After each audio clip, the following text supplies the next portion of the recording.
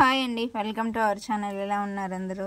ఇక్కడ చూడండి, నిన్న రాత్రి వంటిమిట్ట కోదండరామ స్వామి ఆలయం దగ్గర సీతారాముల కళ్యాణము ఎంత బాగా జరిగిందో. సీతారాములను కళ్యాణ వేదికకి తీసుకొని వెళ్తున్నారండి. గుడి దగ్గర నుంచి కళ్యాణ వేదికకి ఊరేగింపుతో తీసుకొని వెళ్తున్నారు.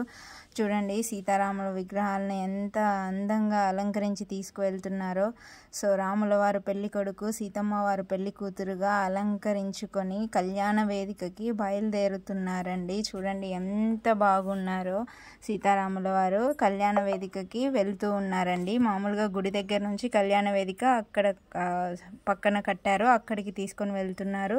కళ్యాణ మండపం లోపలికి వచ్చారండి. ఇక్కడ నుంచి చాలా ముందుకు వెళ్ళి మండపం లోపల సీతారాముల విగ్రహాలని కూర్చోపెడతారండి. ముందుగా అయితే మన రాష్ట్రం విడిపోక ముందు గుడిలోనే కళ్యాణం చేసేవారు.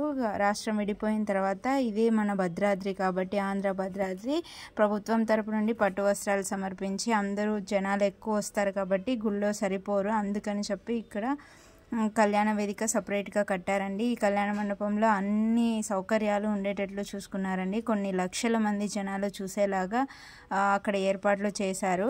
సో దూరం వరకు కూడా కనిపించడానికి ఎల్ఈడి స్క్రీన్లు అన్నీ పెట్టారు. నేను నిన్న చూపించాను కదా, ఆ వీడియోలో చూడండి. అంత బాగా కొన్ని లక్షల మంది వీక్షించేదానికి సులువుగా ఉండేందుకు ఇక్కడ అన్ని ఏర్పాట్లు చేశారు.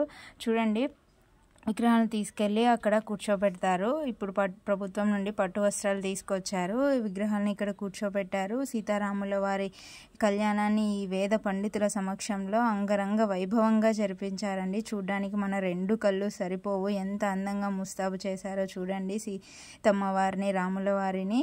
ఇప్పుడు చూడండి, ఇదంతా కళ్యాణ మండపం అండి. అక్కడ శ్రీ సీతారామ కళ్యాణం అని రాశారు కదా, దాని వెనకాల ఇదంతా కూడా మండపం లోపల అమ్మవారిని, రాముల వారిని కూర్చోబెట్టారండి.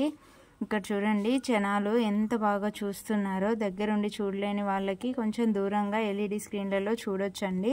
ఇక్కడ మాంగళ్య ధారణ జరుగుతుంది. ఇప్పుడు కళ్యాణం, సీతారాముల కళ్యాణము అయిపోయింది. థ్యాంక్ యూ అండి. ఇంకా నా ఛానల్ని సబ్స్క్రైబ్ చేసుకుని వాళ్ళు ఎవరైనా ఉంటే సబ్స్క్రైబ్ చేసుకోండి. Thank you.